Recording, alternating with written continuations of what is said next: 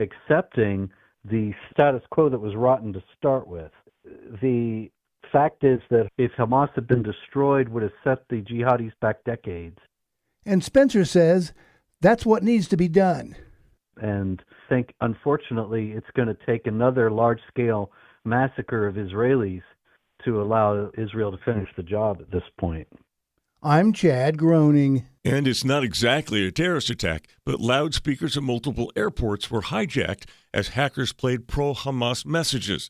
Fox's Chanley Painter has the details. As you can imagine, the passengers were startled hearing pro-Hamas messages suddenly over the airport PA system at Harrisburg International Airport in Pennsylvania, criticizing President Trump and Israel. Turkish hacker Cyber Islam was here. Free, free Palestine. Free, free Palestine. Free, free Palestine.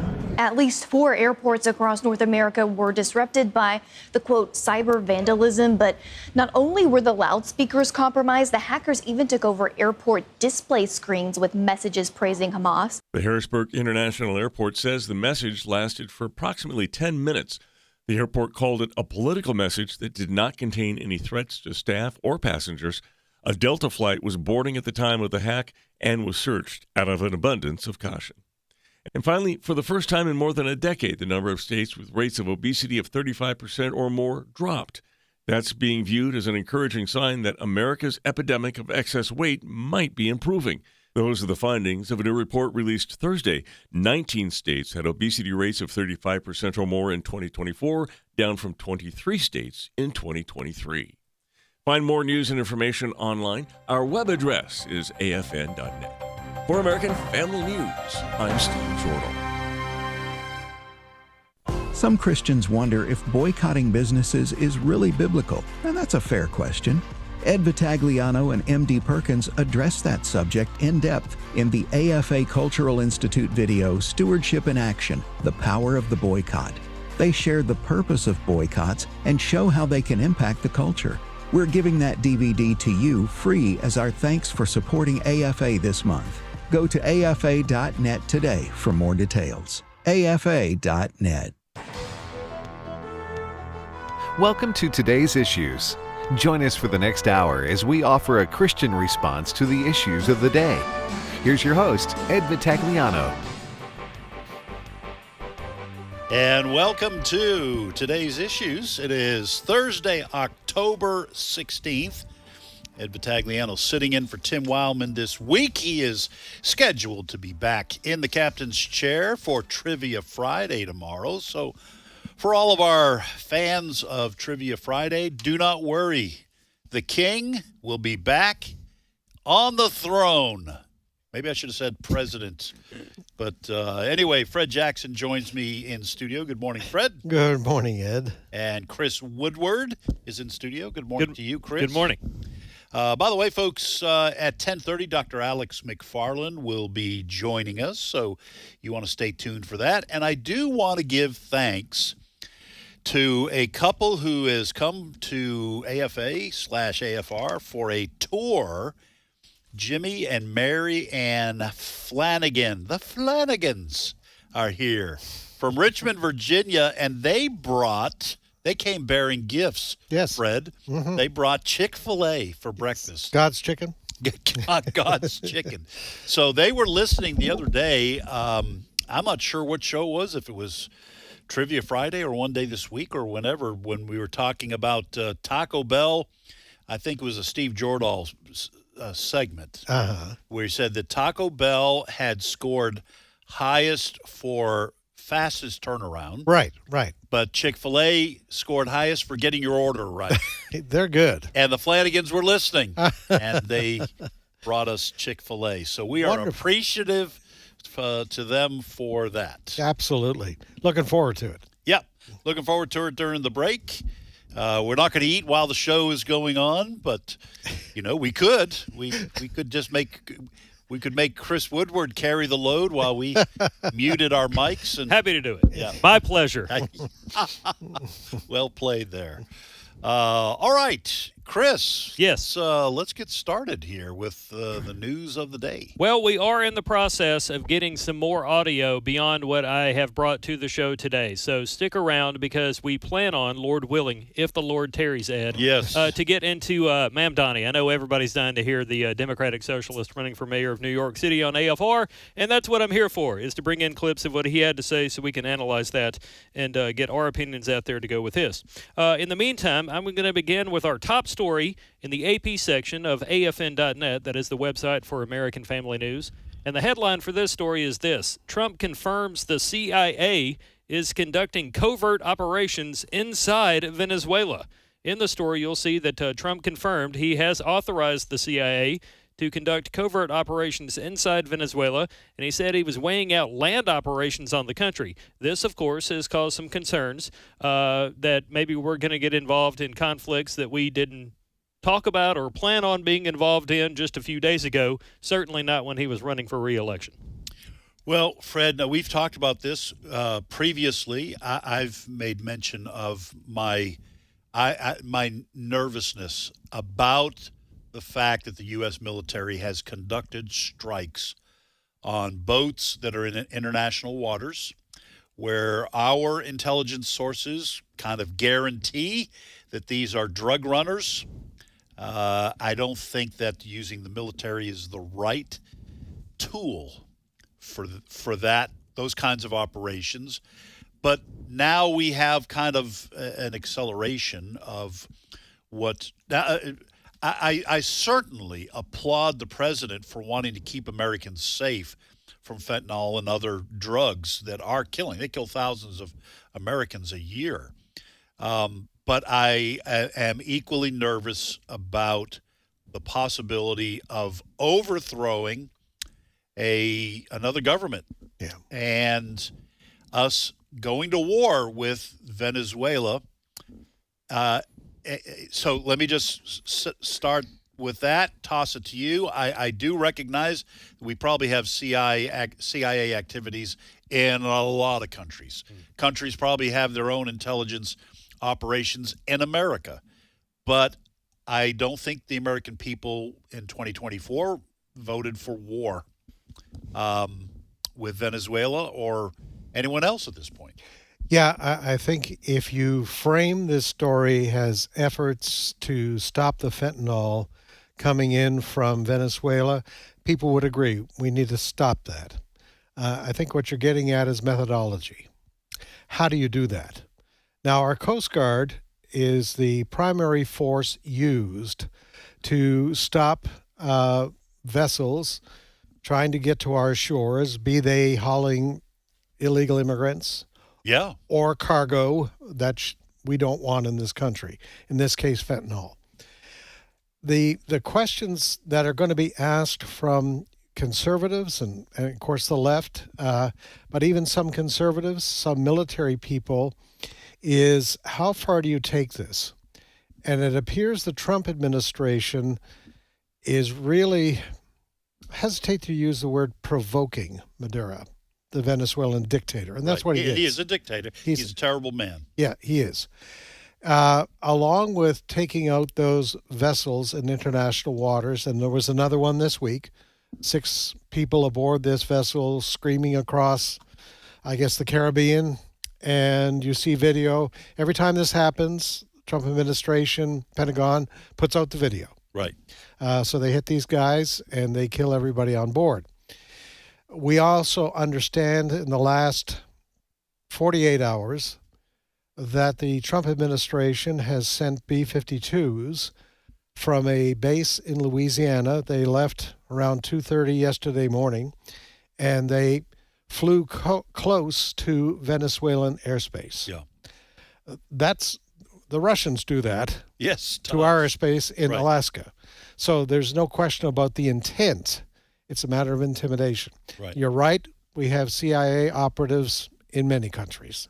When it comes to Maduro, you remember the other day, the opposition leader there in Venezuela has been living in seclusion for at least the last year because she's afraid. She just won the Nobel Peace Prize. Right. And she kind of handed it to President Trump the other day. when that happened. Fox has been able to interview her. She's so scared for her life, which is an indication of where Maduro is with this. Right. Many people say he didn't win the last election. Basically, he intimidated the opposition not even to run credibly. Like dictators do. Like dictators do. So Maduro, bad guy.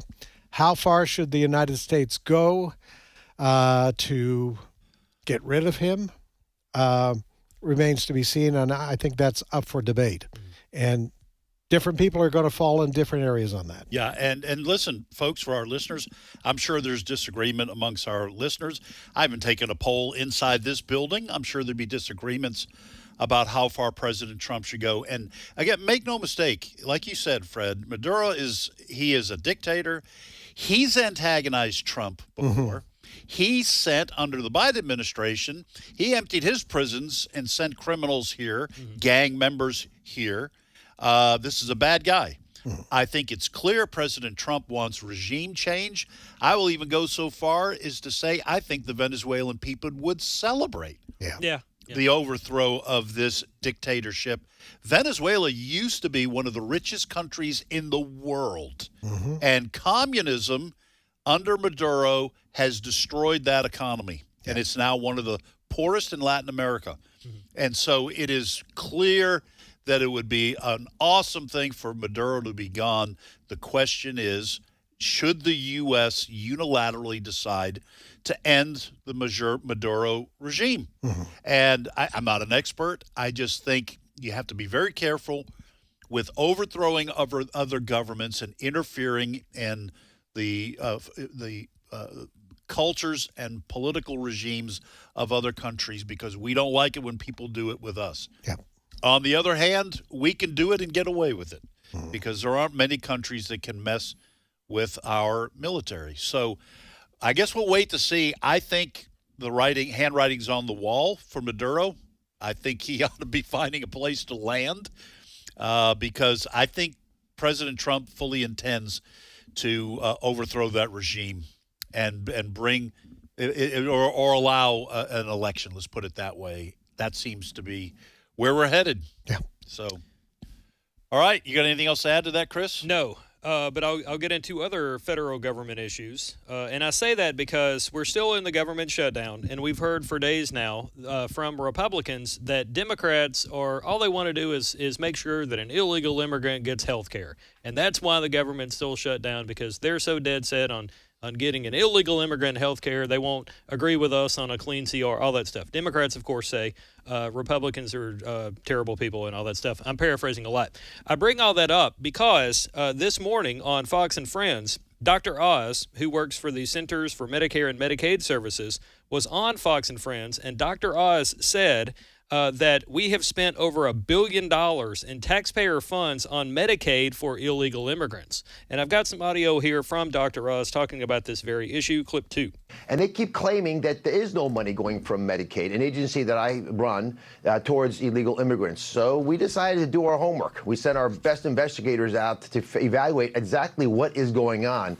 And I'm here to announce, Ainsley, and this is a big deal, that just over the last few months, we have proven that there's been over $1 billion. That's a billion with a B. It's a lot of money. It's not a rounding error. $1 billion paid by U.S. taxpayers for illegal immigrants in about half a dozen states. And we're just getting started. So it's going to be a significantly more money than that. And just to break this down for everybody, Ainsley, if you live in Texas or Florida and you're paying U.S. federal taxes, most people do, your money is being diverted to places like California who have robust benefits for illegal immigrants, dental, vision, things you don't even get on Medicare.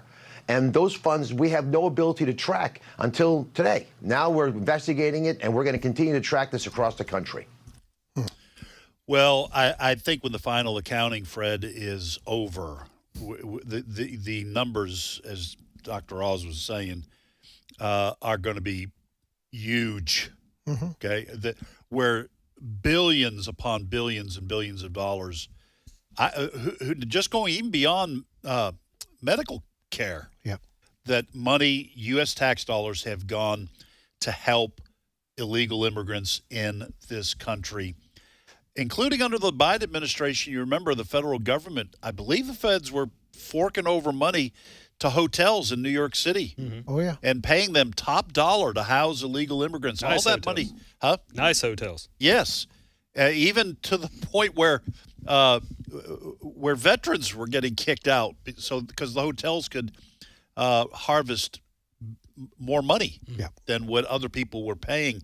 It's going to be in the tens and tens of billions of dollars. We'll find out over 4 years under Biden, and then in these blue states, which continue to divert monies to illegal immigrants. Yeah, let's just track this story about illegal immigrants. During the Biden years, we'll go back that far. Joe Biden deliberately opened up our borders. He deliberately allowed the numbers, 12 million, 20 million, maybe more, to come into this country.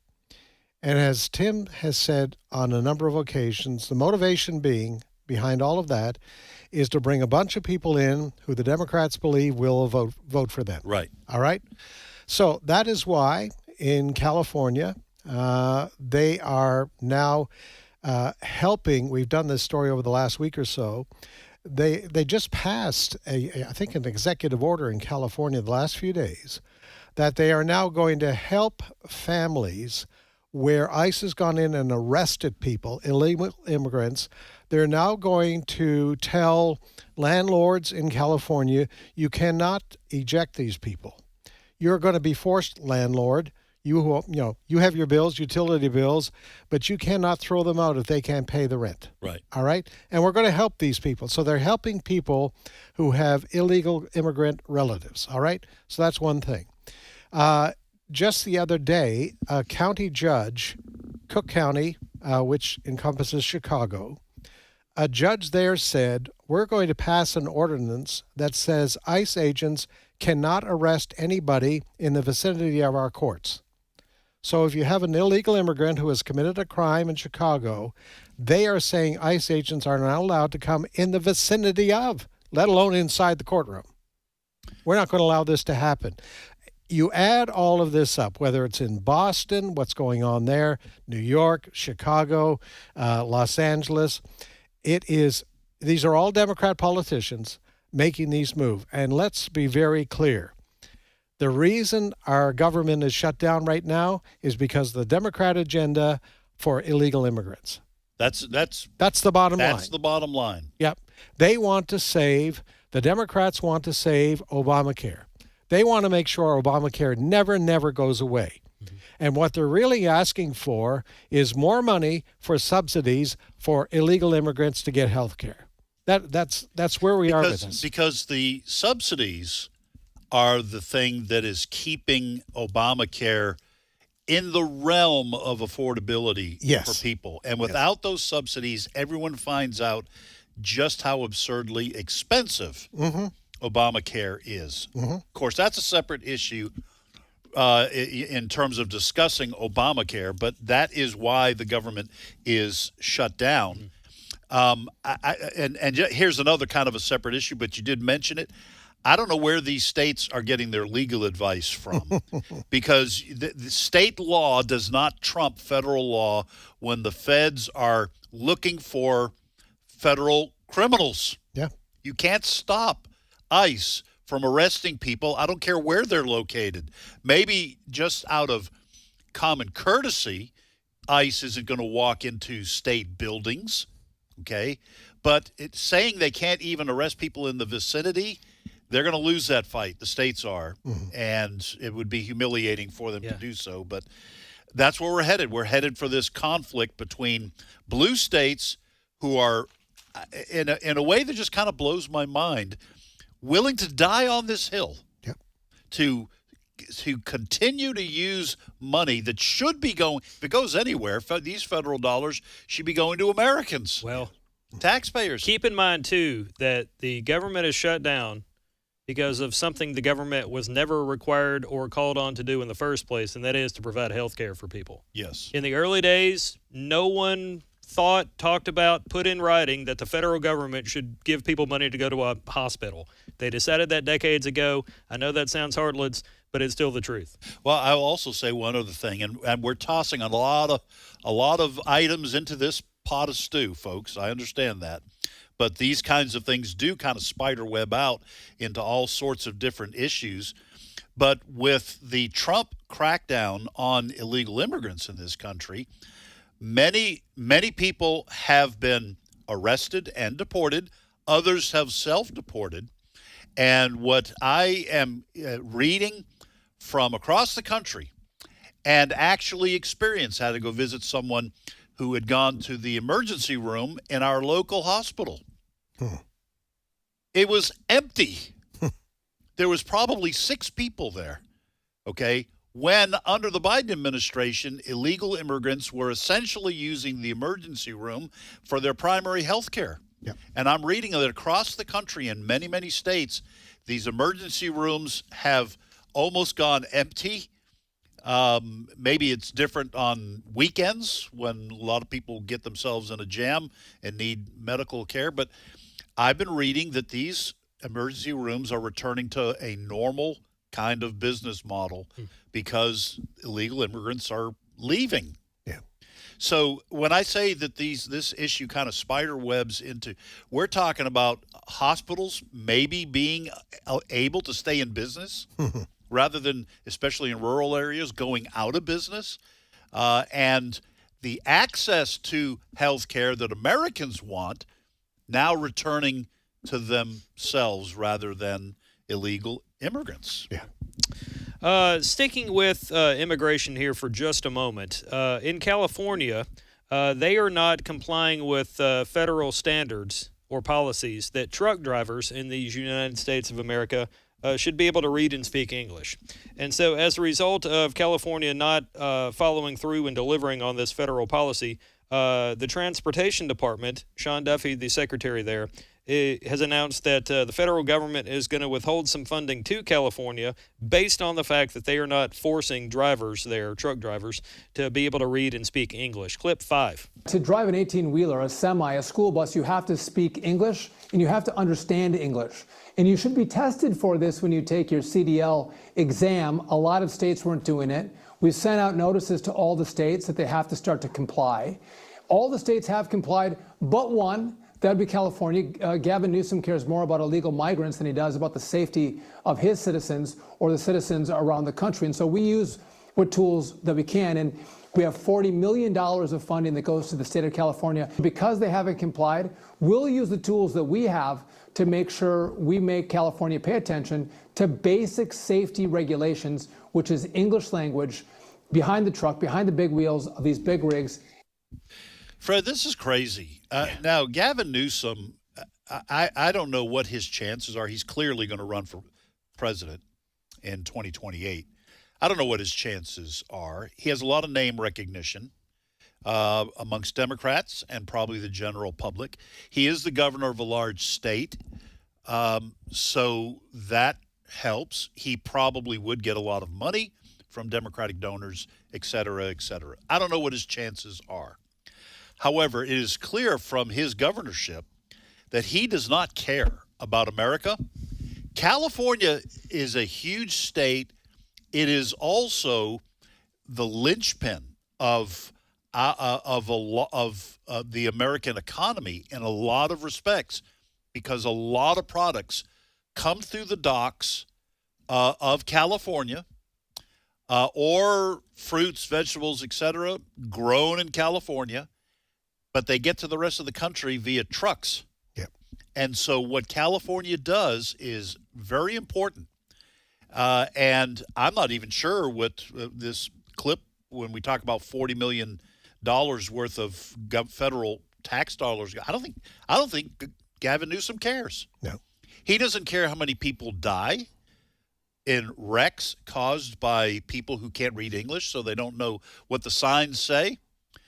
He doesn't care what happens to the people in his own state if that $40 million is withheld. He doesn't care what happens to the people in his own state who are in danger on the highways. This man does not care, and it is kind of the leftist mindset that you like Lenin said, you want to make an omelet, you got to break a few eggs.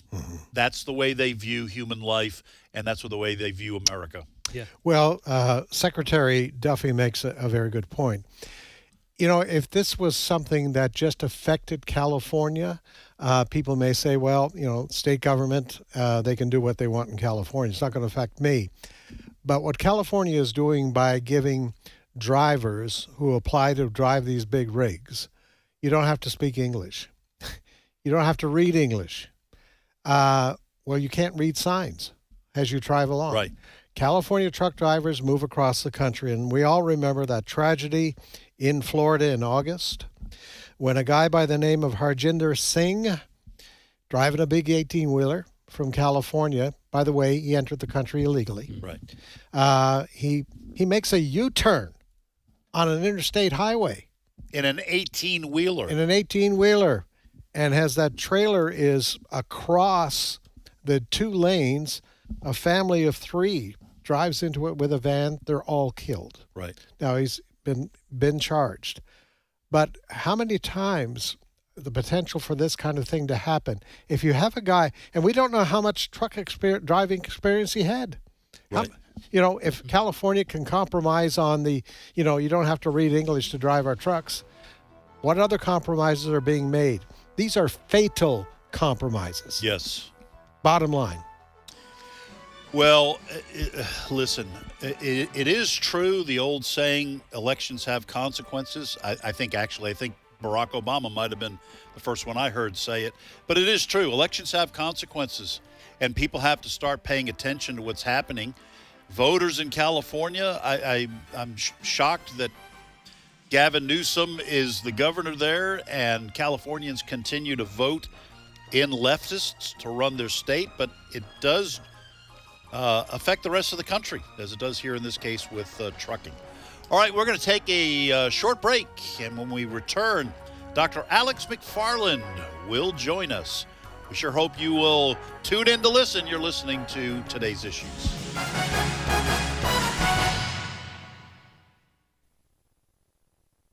It's my turn.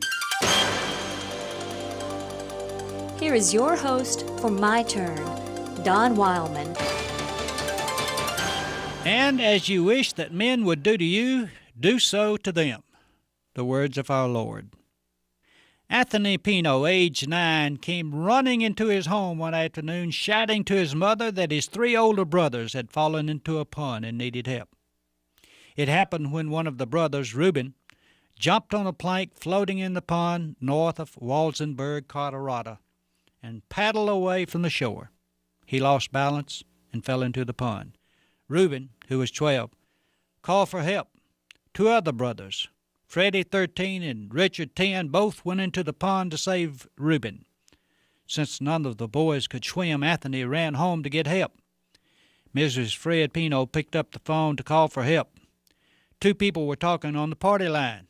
Miss Pino explained the situation to them and asked them to please hang up so that she could call for help for her boys. The other 2 people refused to hang up. They laughed and ridiculed Miss Pino.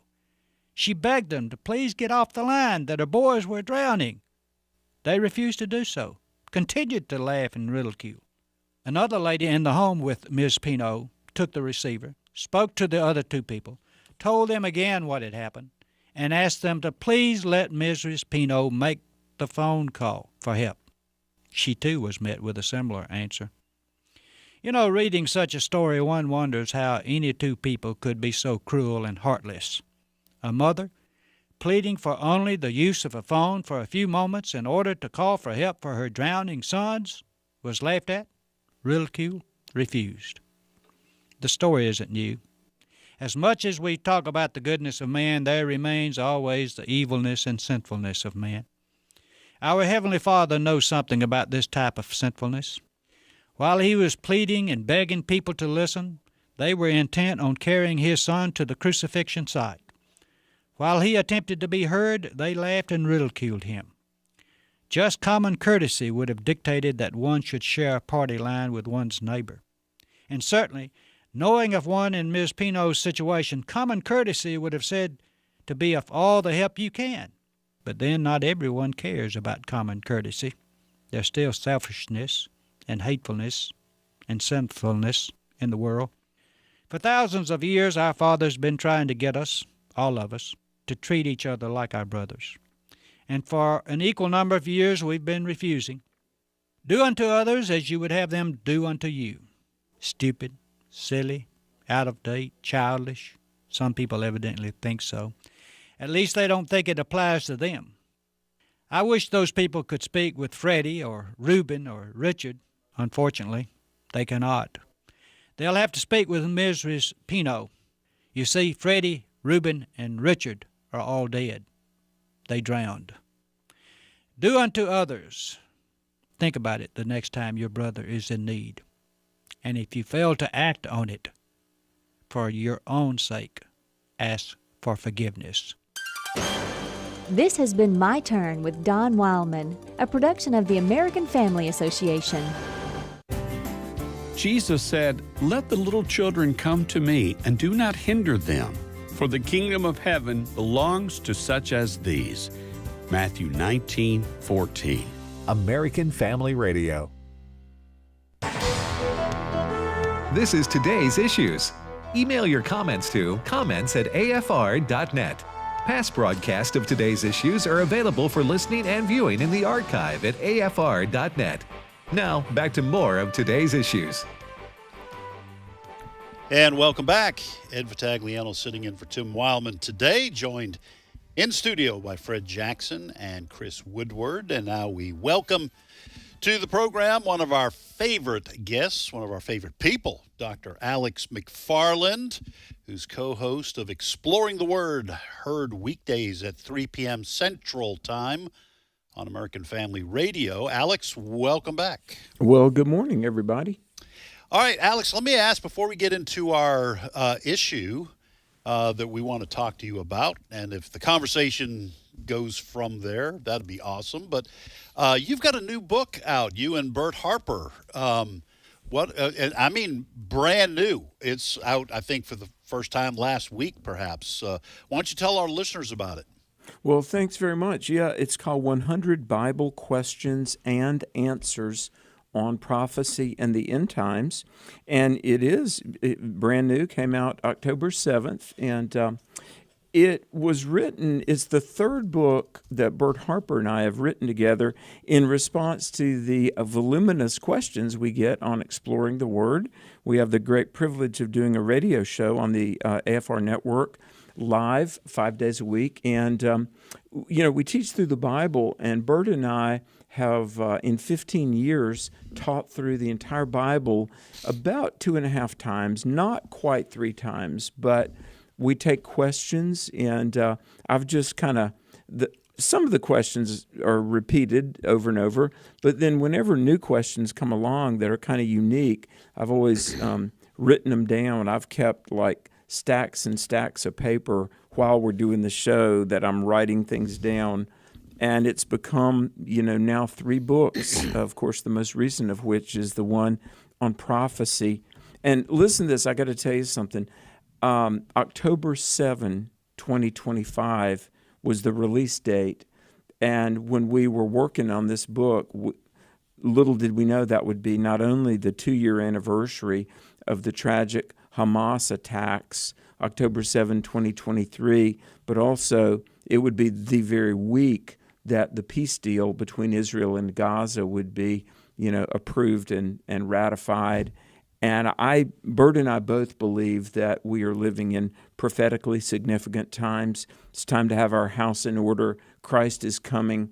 But I really think this book, published by Broad Street, it's available everywhere. Although first it was available as a premium if you support the American Family Association. But I really think it will help people of all ages understand what God's Word says about the future. And we say, unlock the mysteries of Bible prophecy. This book, we think, will help. Alex, Fred here. A question for you. What is the most frequently asked question? Great question. Here are 3 very, very frequently asked questions that we get on a weekly basis. Are we in the last days? I think the answer is yes. Is the Antichrist alive right now? Only the Lord knows. but thirdly, is America in Bible prophecy? And I don't necessarily think it is, although, I think America has been, for 2 centuries, America has really been at the forefront of the Great Commission. But certainly America will play a role in the end times. But does the Bible specifically allude to America? I don't really think it does because, of course, when the Bible was completed, that was 17 centuries before the birth of America. But we get that question a lot, Fred. Okay. Well, inquiring minds want to know. And if they want to know, they will listen to Exploring the Word. Alex McFarland and Bert Harper host that every weekday at 3 p.m. Central Time on AFR. I would also encourage you to go to afr.net and check out the podcast. You can listen to shows that have already aired, and you will get as much Bible teaching as you need. Well, not as you need, but as you might want from AFR. All right. Hey, can I say something really cool? Sure. I didn't mean to interrupt, but, we just this week had the great privilege of leading a German man who lives in Romania to Christ. He found us online, listens to Exploring the Word in Romania, had some questions. He was somewhat torn between Islam or Christianity. We began a series of emails. Then he called me. I gave him my phone number. And in a series of phone conversations, this man accepted Christ, just gloriously gave his life to Christ. Amen. On the phone Monday. Yeah, I think it was Monday afternoon of this week. AFR sharing the gospel with people in Romania. Isn't that a blessing? That is. Wow. It's amazing. It's the power of the gospel, and it is really just another reason for us, for the people who work here, to rejoice in the fact that we have the privilege of being used by God to help reach people with the gospel and with the knowledge of Jesus. Folks, we're honored, and in the wake of our most recent share-a-thon, we want to thank you for those who are able to support us, keep us on the air, so that we can get more great testimonies like that, which Alex just shared. Okay. All right, Chris, let's once you introduce the issue, we wanted to have Alex kind of shed some light on. Yeah, well, Alex has been a frequent guest on these kinds of topics, and I say that because in recent years, really hardly a month or season goes by without bringing on Alex to talk about a new study or somebody saying that more and more young people are increasingly identifying as LGBTQ. That may be changing now, and I say that based on a new study out that finds young Americans are increasingly identifying as heterosexual again. This is some research that was carried out by the Center for Heterodox Social Science at the University of Buckingham, England, which analyzed the gender identification and sexual orientation of younger Americans. Alex, what do you think about this? Well, yeah, I think that the destructive delusion of transgenderism is imploding on itself. And I know for a number of years, the sad thing about it is that during the Biden administration, transgender identification was just taken as an ethnicity. And I was on different shows, and I had people, really take me to task that transgenderism, they just assumed it to be like an ethnicity, Asian or Hispanic, whereas it's a mindset and it's a behavior, and it is very changeable, very malleable. But I think that we've seen not only the 3 recent shootings, Tennessee, Minneapolis, and of course Charlie Kirk, that transgenderism and transgender ideology played a role in that. But Ben Shapiro, about 2 weeks after Charlie Kirk was shot, Ben Shapiro was on the Bill Maher show and gave very an astute analysis that the radicalization and the violence done by professed transgender people, Ben Shapiro said there are like three things. One, transgender ideologues view words as violence. If you critique the worldview, they take it as a personal affront, and they believe that violence is self-defense. And like even when we had Charlie Kirk speak for my conference 2.5 weeks before he was killed, there was a female that came to the microphone, and time doesn't permit me to recount the entire dialogue, but she said, "You're canceling me." So there's been this mindset that if you and I don't mean using the Bible, I'm talking like good mental health professional research and medical research. If you disagree with the transgender claims, they feel like you're canceling my existence or something. Now, young people and sane minds of any age, they realize, look, this is counterintuitive, counter-reality. It is detrimental, not beneficial. It's just, I think the jig is up, and the myth and the delusion and the lie of transgenderism, people know it, people see it, and the momentary fad has passed. Alex, I think you're exactly right. When we first started to hear about this, it was kind of a fad. Social media, a lot of kids talking about it. Wouldn't it be cool if that kind of thing? But I think what we have seen now in recent years is that we're also being made aware of the consequences, because there are kids who went and had physical operations, changed their bodies, subjected themselves to hormone treatments, all that sort of thing. And now we're seeing evidence of the very negative consequences of that, as these kids now regret doing that. And they're coming out and speaking out about this. So it's kind of the other side of the story is finally being told, that it isn't just, and we use the word fad, it isn't just something like we're all going to buy red cars. No, this has consequences that affect these kids for life. And now we're starting to see individuals warning others, don't do this. I said the other day, Alex, that the group that I blame a lot for this is medical doctors who actually did this, knowing that there might be these kinds of consequences. Well, Chloe Cole, sued Kaiser Permanente. Okay, Chloe Cole was, at 14 years old, given a double mastectomy. And puberty blockers and things like that. And some of the people said to her, because she was, a teenager, an adolescent, confused, in development as adolescents are, physically, psychologically, emotionally, spiritually. All right, think about this. Her parents were told, do you want, because she was confused, so her parents were told, and I'm quoting, they said, do you want a living son or a dead daughter? Because if you don't do this, she's going to commit suicide.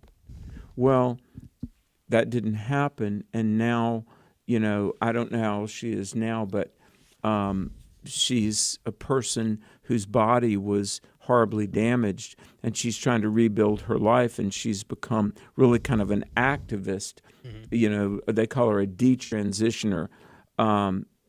But here's the thing, guys, I've said this, that it's a spiritual problem, and transgenderism is really the ultimate form of moral relativism. Because look, it's one thing to say, God, you can't tell me how to behave, but the transgender worldview is essentially shaking one's fist and saying, God, you can't even define who and what I am.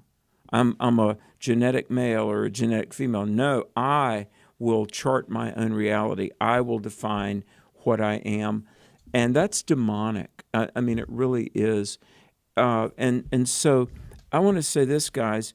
Those in positions of leadership, whether they be elected officials or educators, certainly ministers in the pulpit, we are duty-bound. I really think any leadership position is really something entrusted to people by God.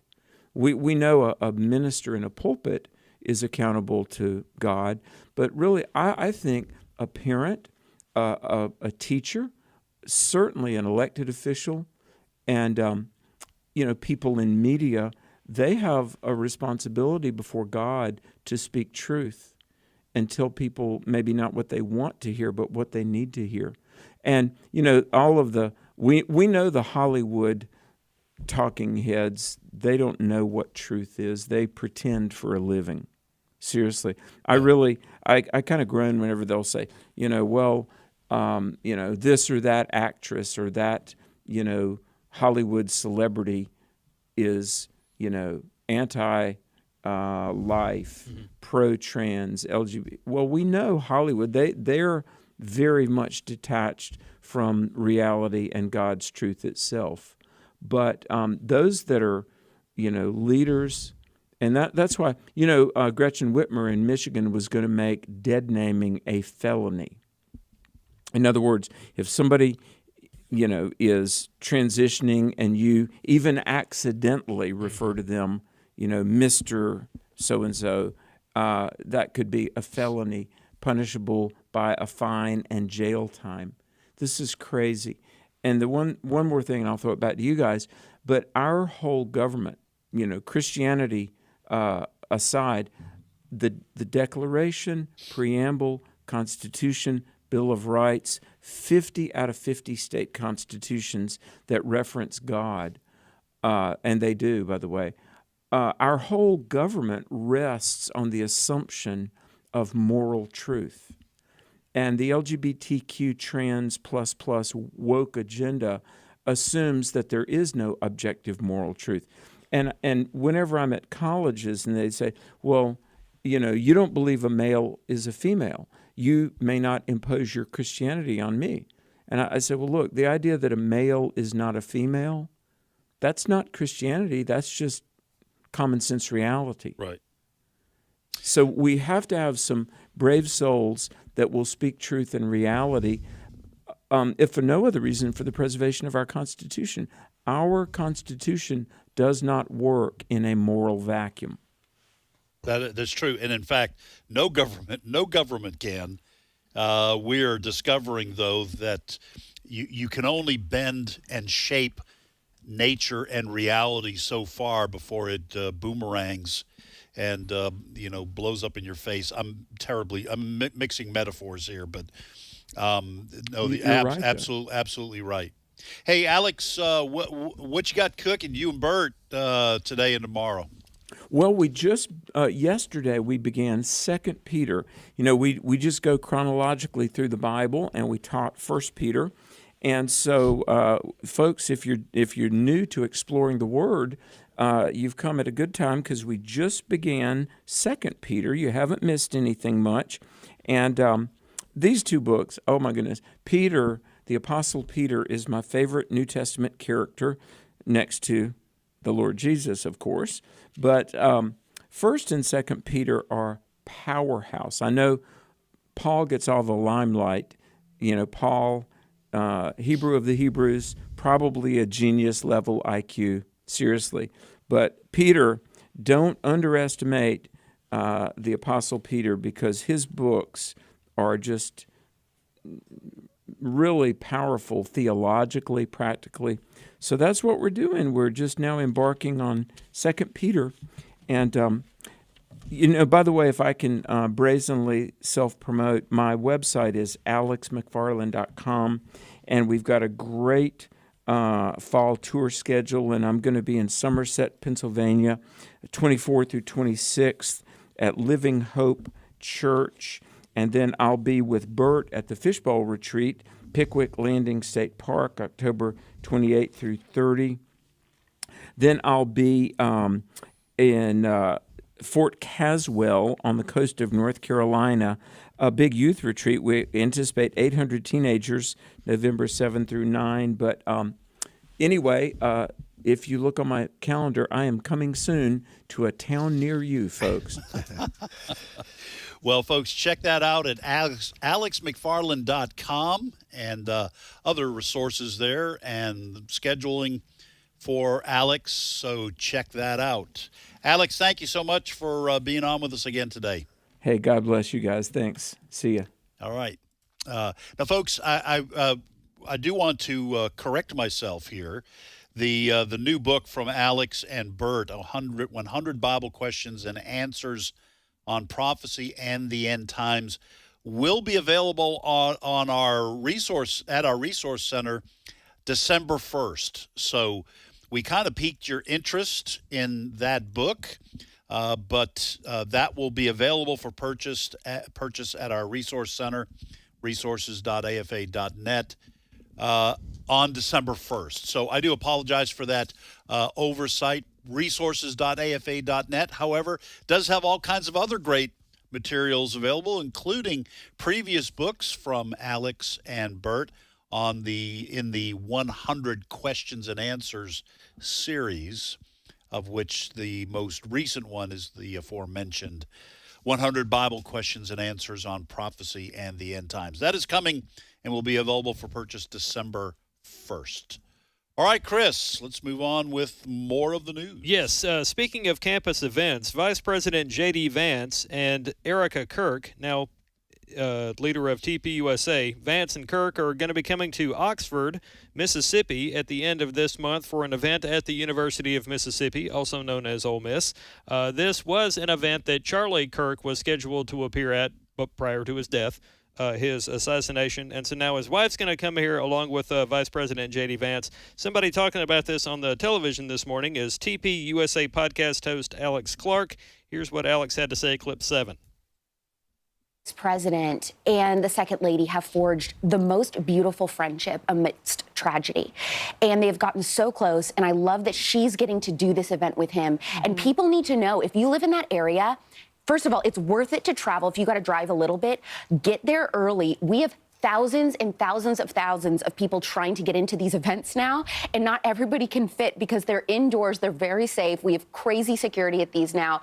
I mean, so I would make sure that you make plans. This is a once-in-a-lifetime moment. Do not miss it.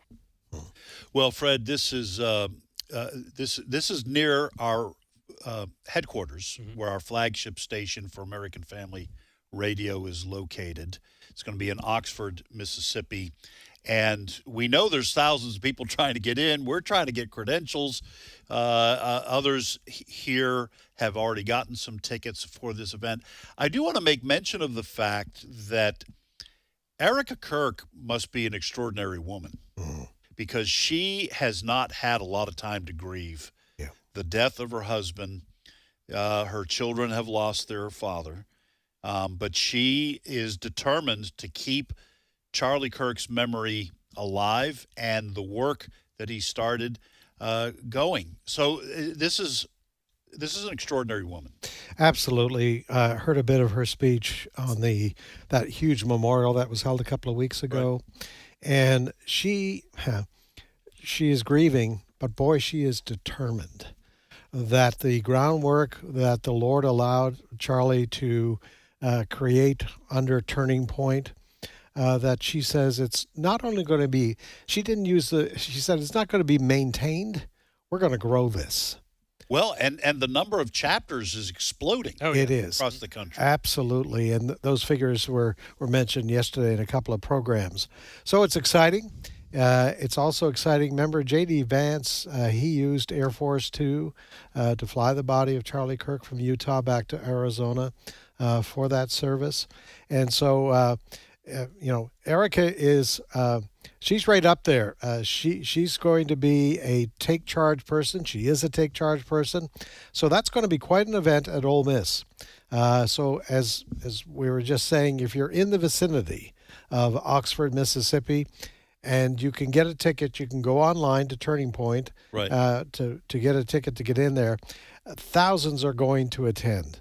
And Charlie Kirk's mission marches on. Yeah, it's It's and that's quite a story as well. The fact that the assassination of Charlie Kirk has actually made him far more famous, if I can use that word, and more well known to young people, many of whom had heard of him, but had not really paid a whole lot of attention to what he was saying. And the access of young people accessing past speeches, past, the clips from his interaction with students on college campuses, that's gone through the roof as well. So in a sense, his voice and his arguments and his worldview is expanding in the wake of his murder. So it's exciting to watch what God is doing. What God is doing in bringing good out of a tragic situation. Absolutely. And again, folks, pray for his widow, Erica, because this can't be easy for her. Now, she is a strong woman, but I've never lost a spouse, certainly have never lost one under such tragic circumstances. I don't know how long it would take to grieve, but she is plowing through to keep the work her husband started going. So be praying for her. It still must be very, very difficult. And if you are in the area of Oxford, better get your tickets soon, because I think that's going to be quick to sell out.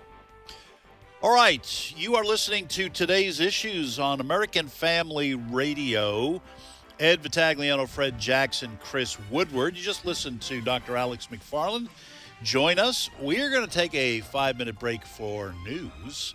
And when we come back, Steve Jordahl will be joining us. We will continue looking at the news of the day. And don't forget, tomorrow is Friday. That means Trivia Friday will be live. And our expectation is that Tim Wildmon will be back in the captain's chair. 5-minute break. We'll be right back. The views and opinions expressed in this broadcast may not necessarily reflect those of the American Family Association or American Family Radio. Faith, family, freedom. American Family Radio. All God asks of you is faithfulness. Headlines in USA Today, did you see it this morning? All the odds are against us. Faithfulness is the word. There's a place for you on the battle line. Engage in the fight for America's families. Visit afa.net and then take your position. A message from the American Family Association. This is American Family Radio, a listener-supported ministry of the American Family Association.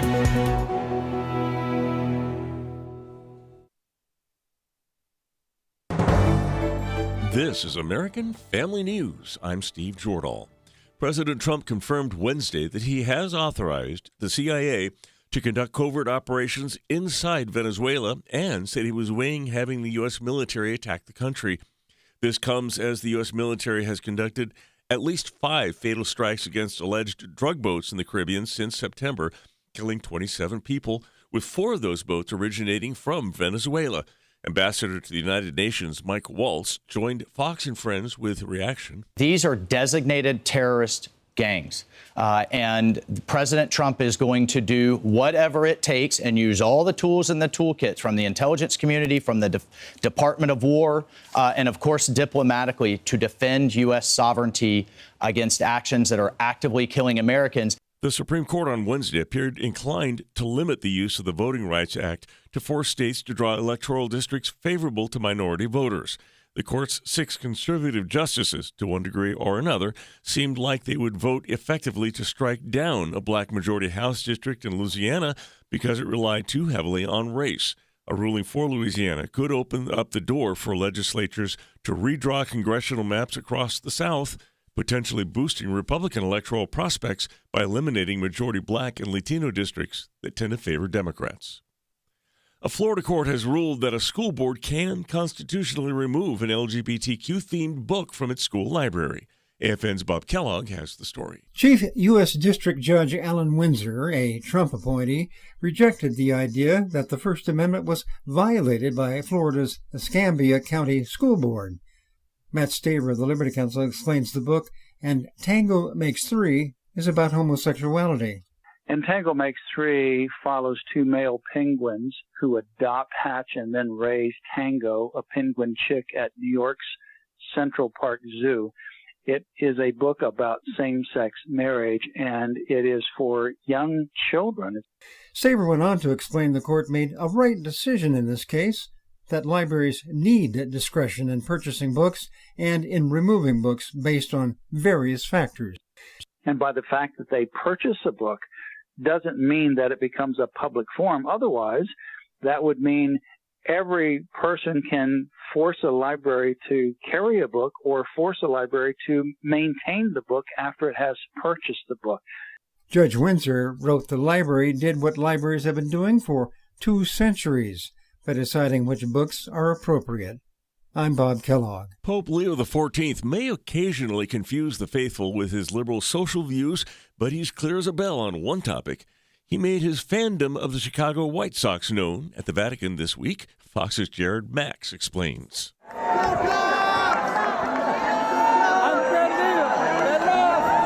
In what may have sounded like it could have been a sports parade Wednesday in Vatican City, on Vatican media, Pope Leo XIV greeted thousands while standing riding in the back of the Pope-mobile. A native of Chicago, he exchanged words with somebody who would shout at a sports jab his way about the Pope's favorite baseball team.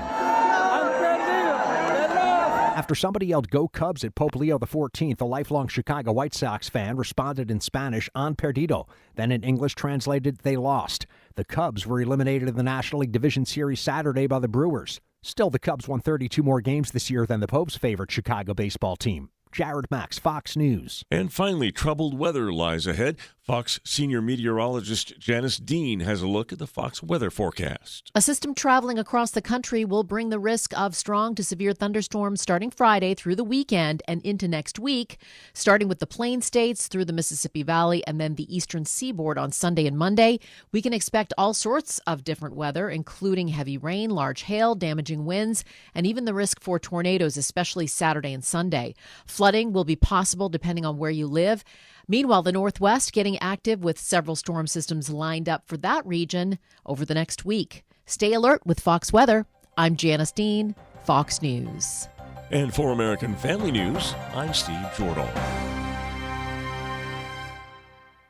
AFA Action takes attacks on the family seriously. The enemies of the family constantly employ new tactics to try to sneak past our radar. They know if we stand together, their evil plans will fail. Your gift to AFA Action allows us to stay vigilant against their onslaught. And if you give this month, you'll receive access to the Cultural Institute video When Your Faith is Illegal by Frank Harbor on AFA Stream as our thanks. You can make your gift today at afaaction.net. Today's Issues continues on AFR with your host, Ed Vitagliano. And welcome back to Today's Issues. Ed Vitagliano and Fred Jackson in studio. This is our last segment for the day on this show. And, of course, that means Steve Paisley Jordahl is in the house. Everybody, good afternoon if you're on the East Coast. And Yes. Good morning for everybody else. And that does make a difference. Fred, I'll turn away from Steve right now. He doesn't care about hockey. My team, Bruins. So I just got muted. Got muted by Brent Creeley as soon as I mentioned the word hockey. They're on the West Coast heading west for a road trip. That means they play late. Oh. And I'm just too old to stay up. Yeah, Watch the whole I game agree to with midnight. you. We go through the schedule. We have that channel. I don't know if you do. You have a selection of hockey games. Yes. You can watch anytime. And one of our teams is Winnipeg. And so we get the schedule. We can watch a home game for Winnipeg. But if they're playing Vancouver or Seattle or L.A., forget it. Yeah. I'm not going to make it even to the first period at all. You and I both get up early. Yes. Now, you get up early because you're here at work early. I get up early just because my mind is fresher and I do writing and studying and stuff early morning. But that means I can't do like I used to when I was younger, which is to stay up late. Yeah. So, Steve, we'll now draw you into the conversation. How late do you stay up?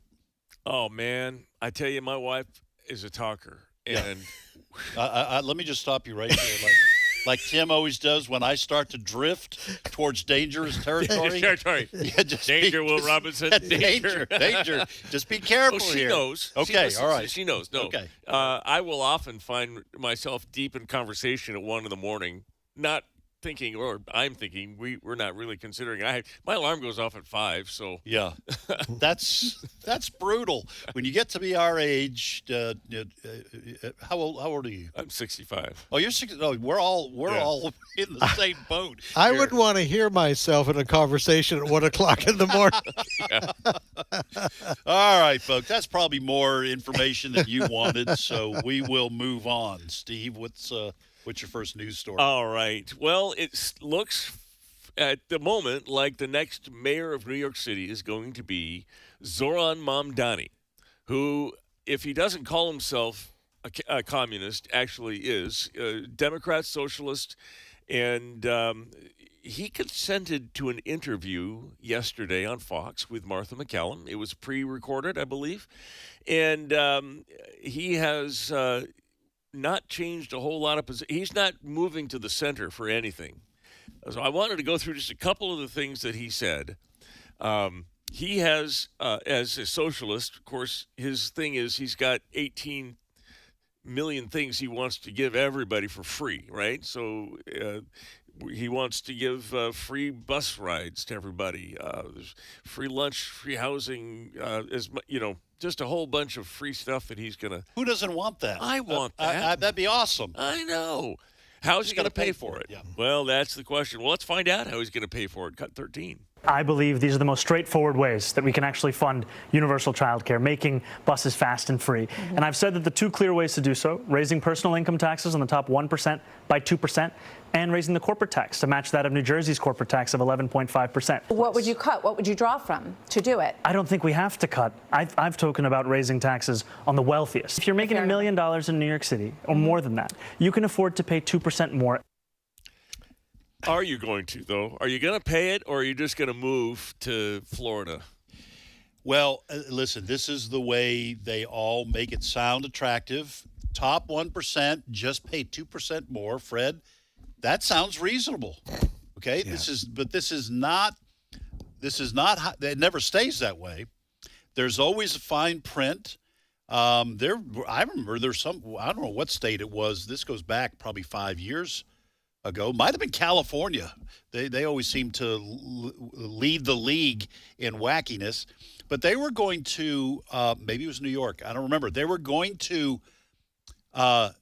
tax your net worth, not your income.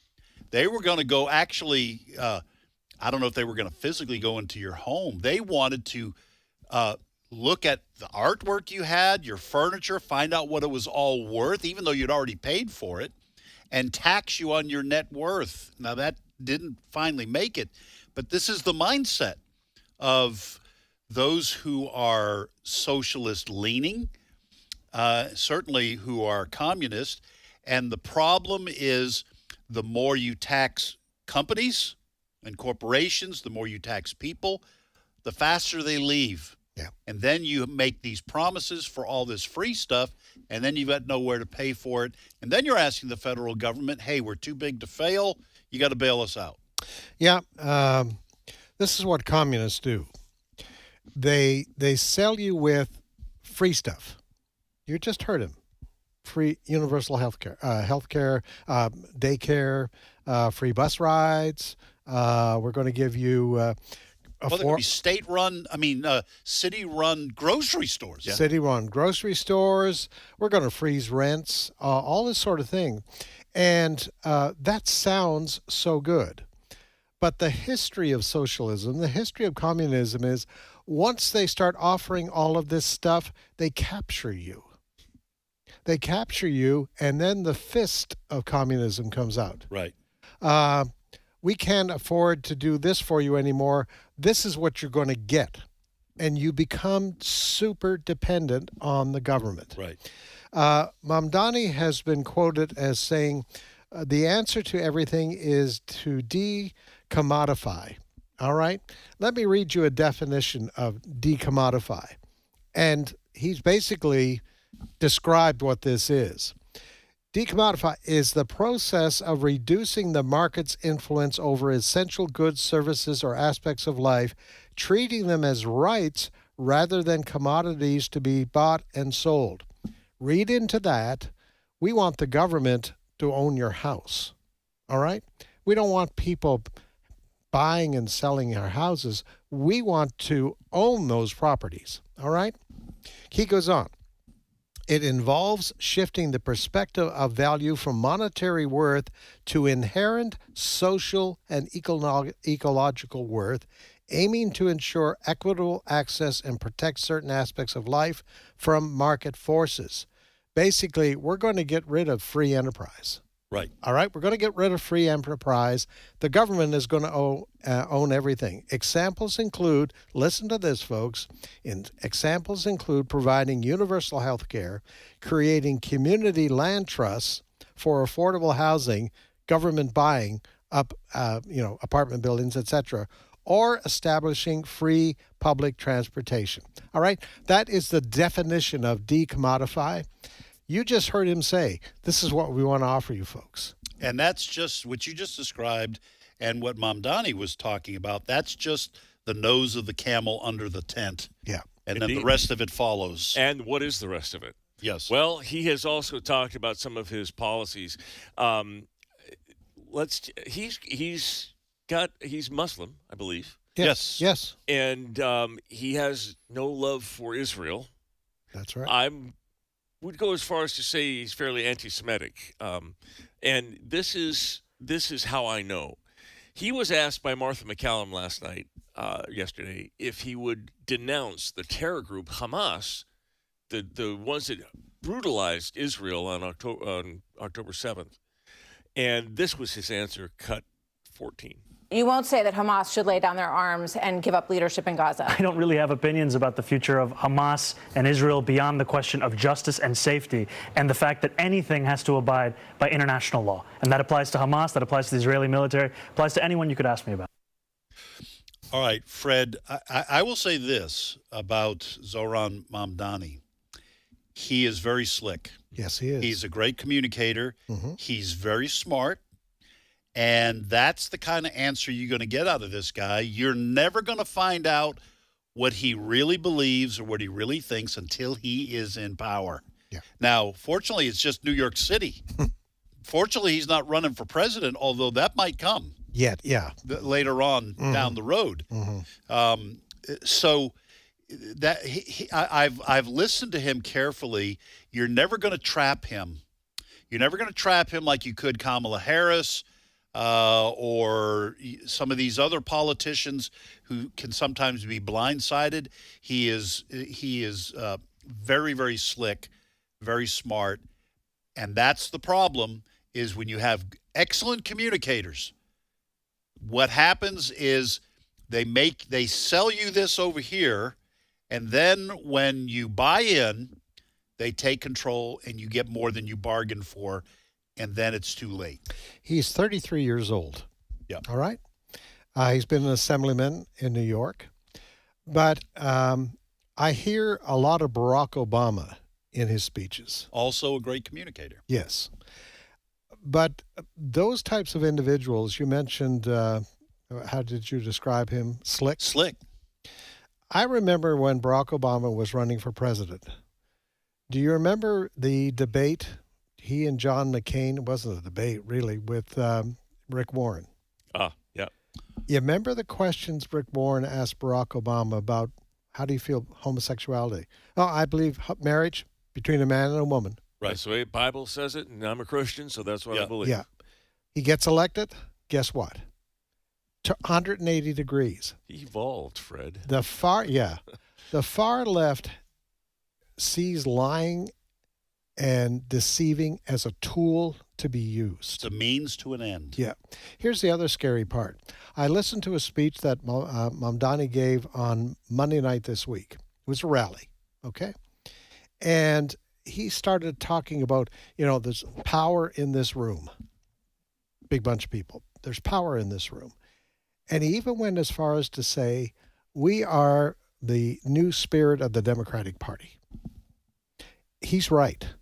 Absolutely right. You know, he's talking about AOC, the far left of the Democratic Party, add in Bernie Sanders if you want into all of that. They are the squad. The squad. And to that point, you're going to have these big demonstrations this Saturday, the No Kings demonstration they're talking about. And you're going to have every left-wing group in communities big and small across this country out there describing Donald Trump as a threat to democracy, and we represent the new freedom for America. Meanwhile, the guy is a communist. Yes. Mamdani. You talk about a threat to democracy. Let me also just toss this one other thing in. We can continue. Steve, I'm not sure what else you may have on Mamdani, although I do want to ask about his threat to Benjamin Netanyahu. Islam, the number of Muslims in this country represents only 1% of the population. Now, for a long time, my thoughts have been when people say, you got to watch Islam, it's a threat. My thought has been 1% is not a threat. You should worry about France. You should worry about some of these countries in Europe. However, let me say this. This wedding, this melding of socialism / communism with Islam that we find in Mamdani actually makes me think, you know what? What if people started converting to Islam following Mamdani because they want socialist policies enacted? That could pose a serious threat to our country going forward. Now, Steve, wasn't it Mamdani who said that if Benjamin Netanyahu comes to New York City, he'll arrest him? It was. He is trolling this war crimes trope that Israel is doing genocide and everything. And he says, well, we let you listen to this. Is Cut 15. He says, we are going to abide in New York City by international law. Cut 15. I've said that this is a city that believes in international law, and this is a city that wants to uplift and uphold those beliefs. The United States doesn't stand by the International Criminal Court. It hasn't signed the treaty for the International Criminal Court. The International Criminal Court, however, has issued a warrant for the arrest of Benjamin Netanyahu. Well, what grounds in the United States could you arrest him on? As it has for Vladimir Putin. I've said that I believe that we should uphold arrest warrants by the International Criminal Court, and that we should do so only in abiding with all of the laws in front of us. I'm not going to make a new law. Well, that's outrageous, Fred. That statement, I don't think he could get away with it. He would start an international incident. I'm not sure the New York City Police Department would arrest someone who, for example, if Netanyahu was in New York City to make a speech at the United Nations, he's got diplomatic immunity. All right? You cannot arrest, the federal government can't arrest Netanyahu. But here's the thing that the cat he lets out of the bag.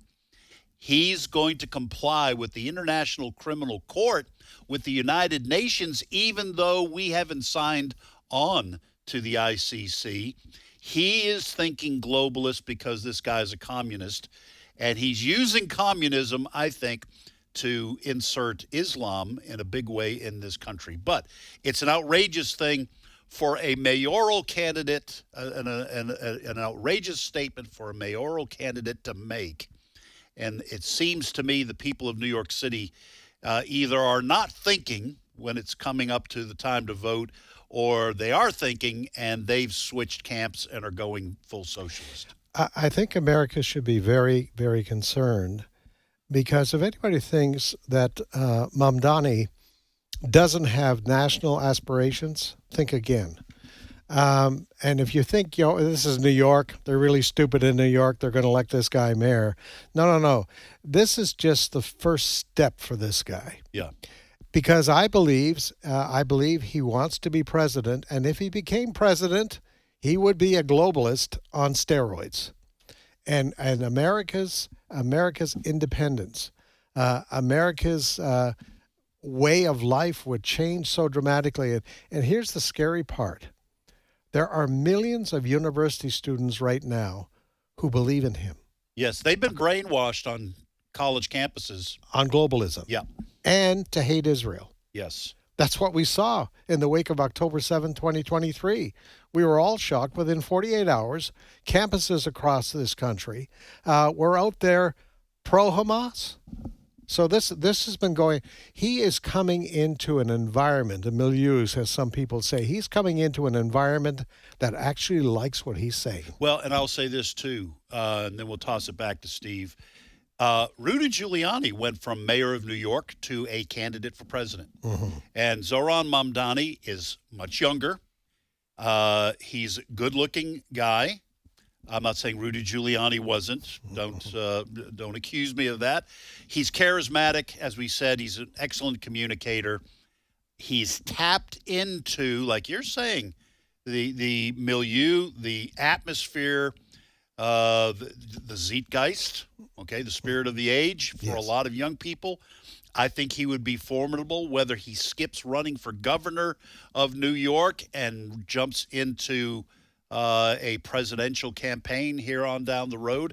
I think he would be formidable. But it's clear, Steve, that this is the direction that the Democratic Party is going. That's why you see people like Chuck Schumer, who are frankly running scared. They don't want to get primaried by young radicals and lose their spot. Mamdani has a certain je ne sais quoi. I had to come up with something. Yeah, if you're going to do a milieu and you're going to do a zeitgeist, I'm going to have to get something to keep up. Hey, you know what? Let me go back to his support of this trope of the Palestine, Israel being war crimes and everything. Do you remember what one of the charges was against Israel? Was that they were starving the Gazans? Oh, yeah. Remember? Yes. And all these people that were at death's door. Well, Gaza has been liberated, and you've seen a lot of things in Gaza. We've seen some people celebrating. We've seen some horrific murders and lawlessness. Executions. You know what you haven't seen? Starving people. Right. They all got fed the first day. It's amazing. Yeah. And I think there's some of American media that won't but should be held to account. Yeah, nobody. I'm getting kind of cynical. I don't think it's just my old age, because I know people younger than me who have reached this level of cynicism. Nobody seems to be held to account for anything. No. Whether it's politicians, whether it's members of the medical community, with all the COVID stuff that went on, the media, nobody seems to pay for anything they do. I don't know what the cause of that is, a lack of will or what have you, but you are right. The media should be held to account. Remember, they were using a photo of an Israeli hostage. Well, the young man who had a disease. That's why he was. Yeah. That's why his condition looked so grim. Yeah. They said it was because he was being starved. Yeah. Yeah. So, no, the media is not going to be held to account, except for the fact that they are hemorrhaging viewers and listeners and readers. I guess maybe that's a form There of is, payback. by the way, speaking of, there is, I was talking with Media Research Center yesterday, and we're starting to get our end-of-year stories, year in review stories together. And I was asking one of their guys what his takeaway was from 2025, and it is the year that we started seeing the stranglehold of the liberal stranglehold on the mainstream media loosen up. Yeah. Things are happening. We've got an independent journalist who's been very fair and balanced and coming into CBS. The Washington Post is... Is that Barry Weiss? Barry Weiss. Yeah. Washington Post is owned by a conservative. The Los Angeles Times is owned by a conservative. Hey, Time Magazine, there's a kerfuffle over the fact that Time Magazine chose as the cover photo for Donald Trump something, the least flattering photo you could pick.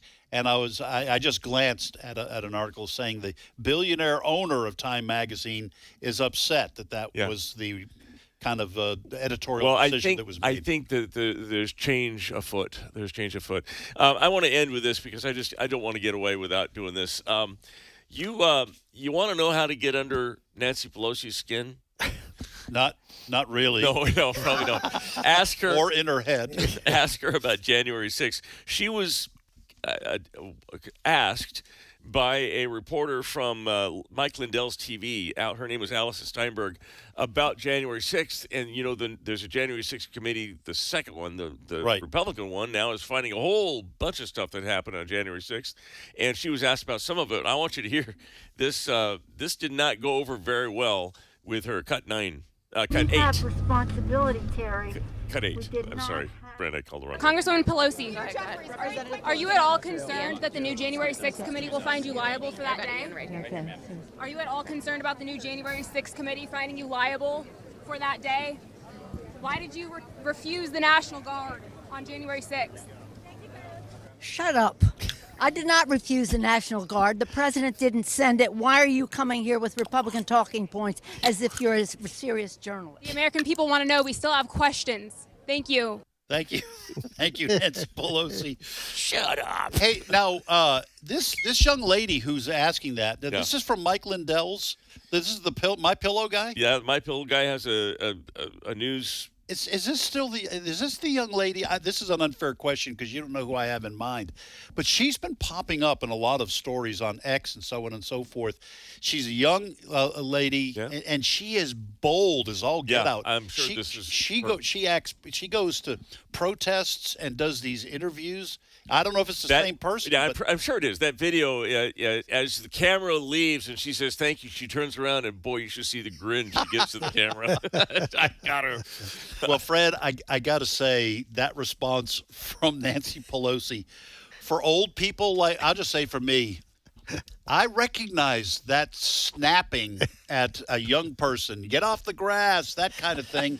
Yes. Nancy Pelosi has officially reached the, hey, you kids, get off the grass stage. I think she's been there for a while, actually. All right. Well, listen, I'm glad we ended with something a little bit funny. Folks, keep your eye on New York City, and that's coming right down the pipe. That is a November election, right? That is correct. So we'll be watching to see if a communist takes over New York City without a shot being fired. Yep. All right, folks, that's all the time we have for today's issues. There is more great programming directly ahead on American Family Radio. Just want to remind you that tomorrow, Trivia Friday will be here, and we're not talking about Zohran Mamdani, Nancy Pelosi, or any other grouchy old people. So anyway, we'll see you then, Lord willing.